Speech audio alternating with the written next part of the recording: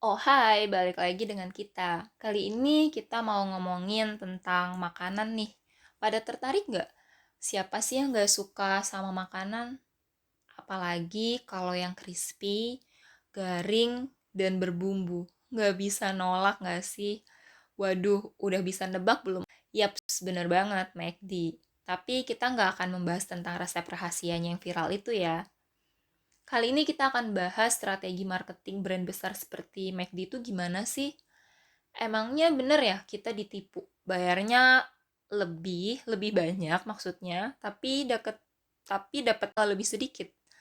Santuy-santuy, jangan terburu-buru seuzon nih kita sama McD. Kali ini biarkan Punzel atau ya kita panggil Punzel saja lah ya, menjelaskan hasil pengamatannya di lapangan nih. Aduh, gaya banget, udah macam detektif aja ya kan. Kalau ngomongin strategi marketing, komponennya itu ada banyak. Dari produk, pricing, promotion, proses, dan PP lainnya. Kali ini Punzel akan menjelaskan mengenai pricing nih. Kalian sadar nggak sih ada strategi harga yang diterapkan oleh McD? Bahkan bisa mempengaruhi psikologis kita loh. Jangan mikir aneh-aneh lagi nih tapi ya. Kita coba ceritain ke kalian dengan bahasa yang membumi, singkat, dan semoga jelas ya. Pertama yaitu strategi bundling. Strategi bundling apa sih? Jadi strategi bundling itu menggabungkan dua atau lebih produk yang berbeda untuk dijual secara bersamaan dengan harga khusus. Biar lebih mudah, misal dalam kasus McD, dia menjual burger, kentang, dan minuman secara bersamaan dan harga yang ditawarkan bisa lebih murah dibandingkan kalau kita beli item tersebut secara satuan. Atau contoh lainnya di McD yaitu paket Happy Meals. Siapa nih yang nggak tahu paket Happy Meals? Yang isinya udah lengkap, ada burger, kentang, minuman, dan plus mainan yang lucu-lucu nih biasanya. Tapi tunggu deh, berarti mereka rugi dong? Jawabannya tentu aja enggak dong. Kalau rugi, mereka nggak akan jualan lagi sampai sekarang. Walaupun harga yang ditawarkan lebih murah, bukan berarti McD ngasih kita diskon cuma selama bertahun-tahun ya. Coba Punzel jelaskan pakai contoh seperti ini ya. Misal, ada konsumen A. Dia ingin membeli burger dan minuman. Tapi mbak-mbak kasirnya nanya nih, mau paket apa enggak kak? Terus pas lihat perbandingan harga dengan hitungan matematikanya, si A memilih untuk membeli paket atau produk bundling tadi. Coba bayangin, si A tadinya hanya ingin membeli burger dan minuman, dan dia perlu membayar senilai 37.500 misalkan.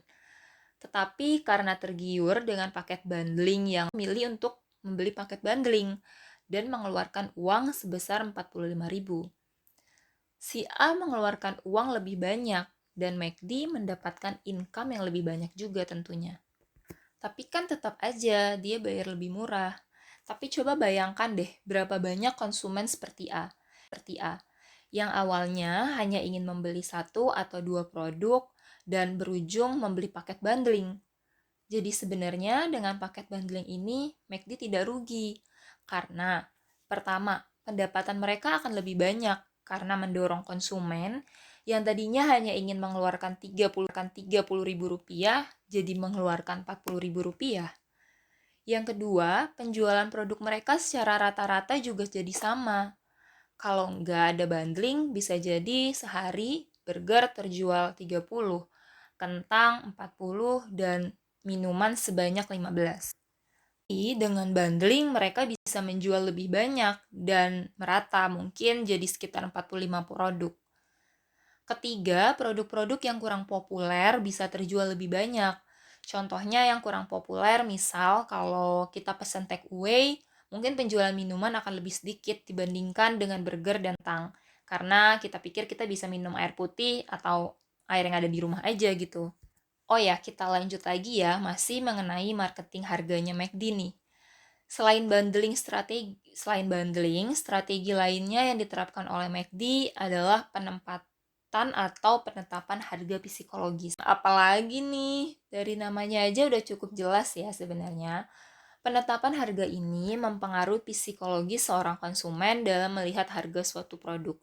Bentar-bentar, maksudnya gimana nih? Kita dihipnotis. Enggak. Jadi gini. Kalian sadar gak sih kalau pergi ke McD, harga yang tertulis di menu itu nggak selalu bulat. Dan biasanya angka-angkanya itu mengandung trik psikologis. Misal tertulis harga kentang 19.900 atau harga burger 24.900. Paket ayam mantap 49.100 dan seterusnya.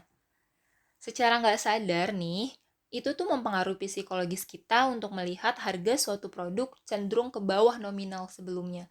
Misal, 19.900, kita sebagai konsumen menganggap, masih murah kok, kan masih belasan ribu. Padahal kita akan bayar sebesar 22.000 karena ditambah pajak 10%. Atau, nggak apa-apalah masih 40-an ribu gini, belum sampai 50.000 karena harga paket ayam yang tertulis 49.700. Kita cenderung hanya melihat angka depannya saja, jadi lebih murah dan mendorong kita untuk membeli produk tersebut tanpa merasa dirugikan. So, gimana? Udah tahu kan strategi harga yang digunakan oleh McD? Jadi kita nggak ditipu ya, tapi namanya bisnis pasti ada strategi dan taktik yang digunakan untuk meningkatkan penjualan dan income mereka. Segitu aja video dari kita kali ini, and see you in the next video.